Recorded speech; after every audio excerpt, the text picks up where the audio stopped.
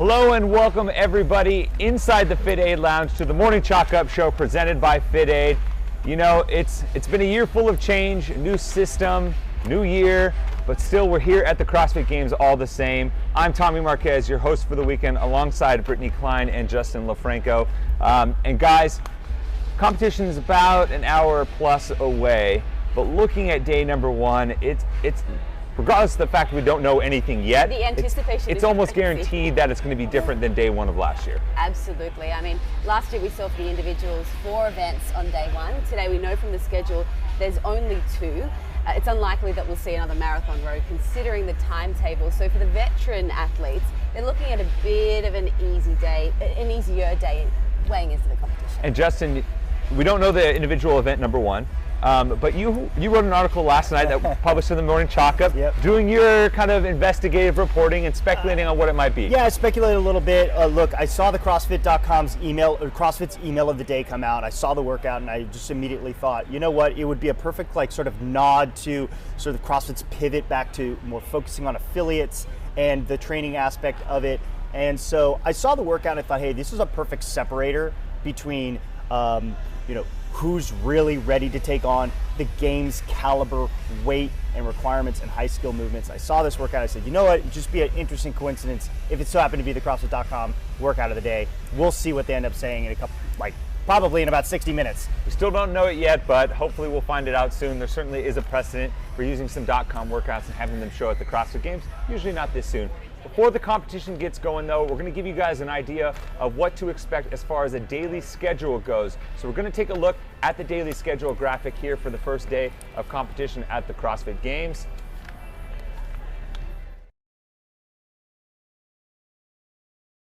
Show going on right now, but in just a moment things will move over to the North Park for the opening ceremony, followed immediately by team event number 1. That's going to be called Assault to Bob. That's going to be the first competition to kick off the CrossFit Games. Individuals will follow them in the North Park. We still don't know what that is just yet. 2:45, we'll come back to you guys from the FITAID Lounge here for another episode of the Morning Chalk Up Show. Team competition, individual competitions, obviously still more to learn about that as well. And then to wrap up the weekend, we'll be coming to you guys again from the FITAID Lounge to kind of wrap things up and bring you guys some analysis.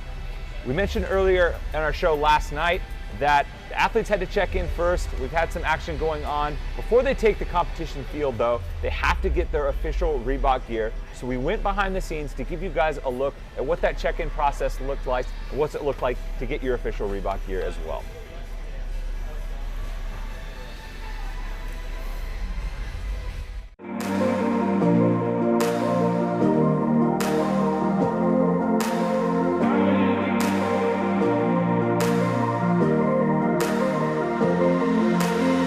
I'm production manager for Smile Booth. We're out here helping Reebok and all these athletes get their photos taken and brand this wall with 50 athletes from all over the world. They can come and take photos all over the place. I'm Andy Archer. I'm a senior product manager at Reebok, and we do all the product creation for the CrossFit Games and all the athlete kits. So unfortunately the size was incorrect, so what we'll do is we'll make the edits to the size and then we have to repress the number.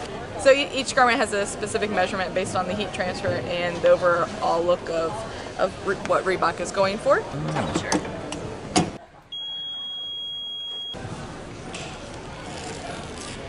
And voila. Voila. So then once they're done with all their alterations and everything's good with their apparel kits, we pass them off to Tal here. Tal takes over. What's up, guys? How's it going? Welcome to Footwear. Nice. So this year we've actually going to hand out 4 pairs of shoes for every athlete. So over the next 4 days there'll be about 2,000 pairs of shoes that we're going to hand out to all the guys at the CrossFit Games. So super stoked about that. Let me run you through the different shoes. So Nano 9, obviously a big success for us. It's the best Nano we've ever built. A lot of great feedback so far. We're about a month into selling it. A lot of great feedback. Second one's Harmony Road. So this is an award-winning running shoe that we have from our running team. You know Dave's going to call some sort of long run in there, so we always got to have a running shoe ready to go. Next up, Legacy Lifter. So for those one rep maxes, whether it's snatch, clean and jerk, whatever it is, we're ready for that as well. One shoe that we always hand out is some sort of cleated shoe. They do a lot of push-pull on the turf, so we want to make sure that the athletes feel grounded on that turf. So we took our best all-terrain shoe that we have in line and brought it into the CrossFit Games. So 4 total shoes throughout the weekend should hopefully get them through anything Dave plans for them. So thankfully we had other athletes with the name Smith and other athletes that were competing out of Krypton. So we did not know, nor did Ben know, nor did anyone know until last night. So we were able to turn and burn these, which is great. So got everything ready for him there. We actually already have next year's games completed. So we just got the product in right before I left. It's a little stressful to see next year's games before you're even finished with this year's. But we work on an 18-month calendar, so we do approval process with CrossFit as well as internal approval processes to go through colors and inspiration and storytelling for the season. So this year all of our colors were inspired by the Wisconsin area, outside of Madison as well. There's an area called the Dells, which is this like sandstones, which is where we get the pinks and the reds from, and then mixing it with the greens for either the water that's around the Dells area or kind of the grass. So you gotta get that influence of Wisconsin. So this year we decided that the best option for us as a company and for the ease and quickness was to do one outfitting on for Thursday, Friday, and then another outfitting once we know the competitors going into Saturday. So Friday night at 5 p.m. or whenever we find out, we will then take those names, build kits, and press them that night, have them in the athlete lockers for Saturday morning. So back here is like our stash of all the giveaway stuff that we give people, as well as all the kits. So we have them by men's and women's, and then it's alphabetical from there. So we've got Sam Briggs here, so we'll grab her box, and then once we know she's here, we bring it out. So when the athletes come in, we want to make sure that we greet them. We're one of the first touch points for registration.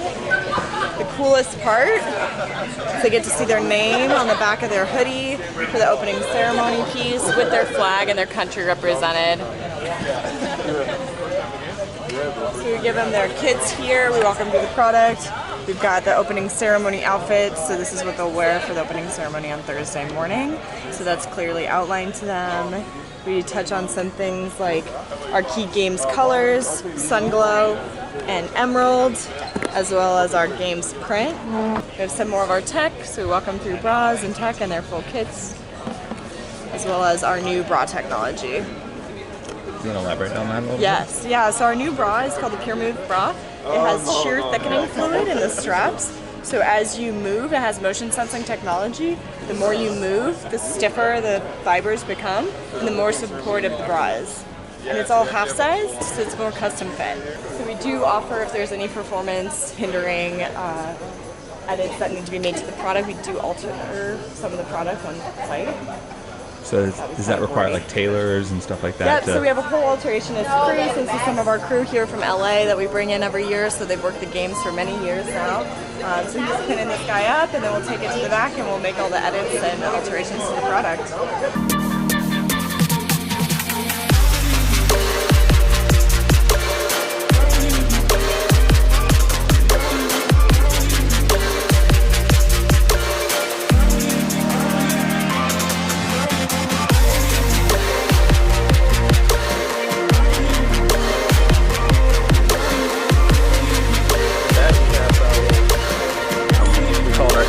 It's kind of a hybrid between 2 different heavy-duty leather.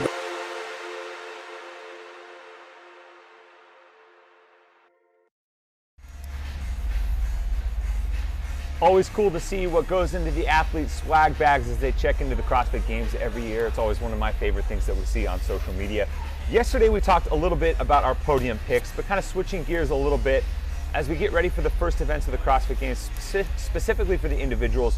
Who are some rookies that you guys are going to keep your eye on to potentially make a splash this year at the Games? Well, on the men's side of competition, for me, I'm going to be a patriot to my country. There's 2 Australian guys I think we all should be looking at, Matt McLeod and Baden Brown. Baden Brown has been so impressive in regionals in the last couple of years, always on the bubble. This year, fittest man in Australia. I like him, he looks good in the final heat. Also Matt McLeod, impressive in performance in the Down Under CrossFit Championship. really showed up against Jacob Hepner, so I think he could be one to watch. For the women's side of competition, I mean, I hate to call her a rookie, but Hayley Adams, she's a rookie this year. She trains with the Team Mayhem, but she's been here and been such an impressive performer in the teams competition. She was almost Fraser-like dominance, I guess, last year. I think she won every event in her age division, so I think she'll be one to watch. She's got that experience on the competition floor. Yeah, that's my 3 rookies to keep an eye on, especially in day 1.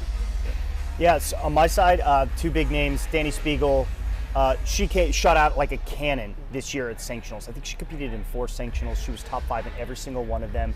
And I've been extremely impressed with her performance so far.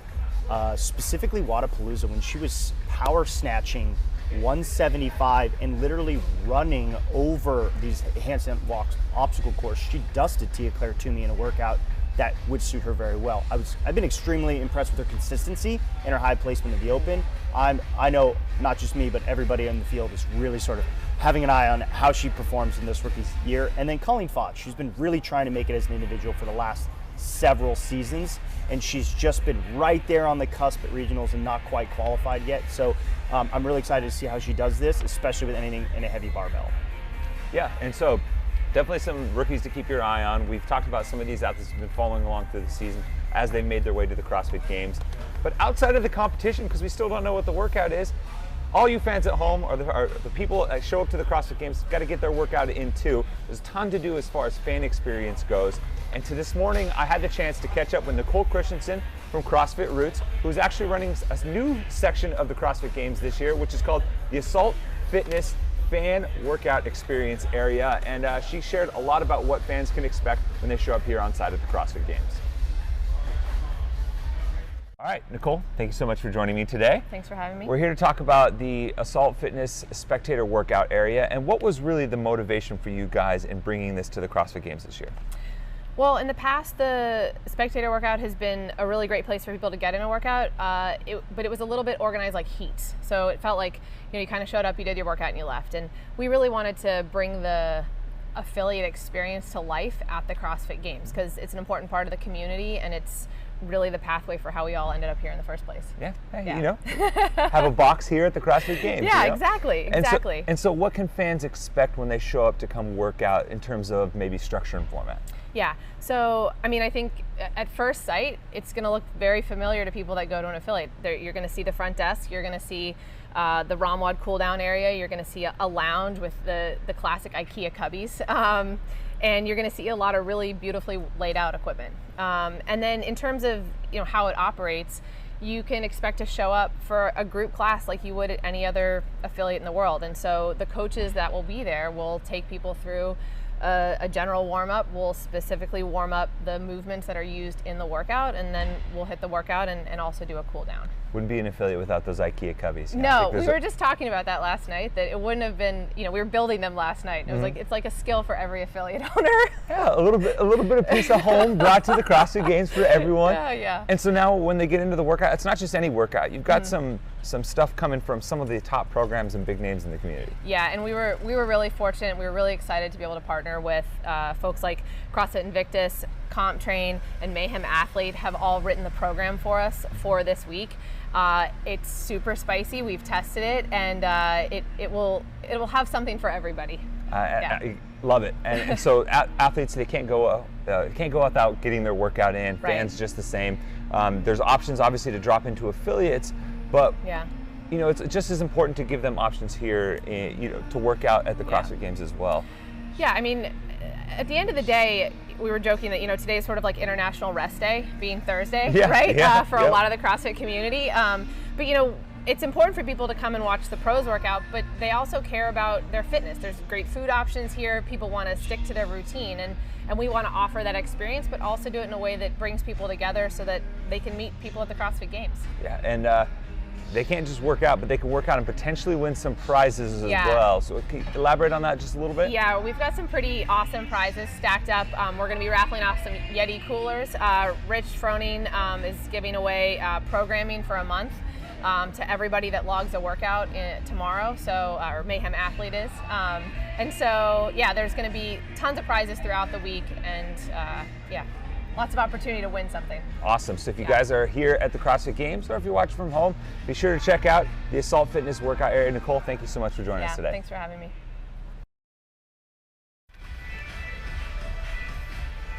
Certainly an awesome opportunity if you're here at the CrossFit Games to get a workout in and get some training and some programming for some top level programs. Brittany, I know this is your first time here, but Justin, you've been here at the CrossFit Games quite a few times. Can you maybe speak to some of the fans at home what it's like to be here on site at the CrossFit Games? Yeah, like this is the mecca of CrossFit.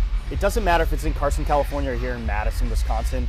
You are going to have an unbelievable time here. You've got an opportunity to be around some of the fittest fans literally on the planet. There's tons of workout experiences. We've got the new WIT fan experience where they have a workout station down there. We have Assault Fitness workout station, the one that Nicole was just talking about, where you can go in and get a workout.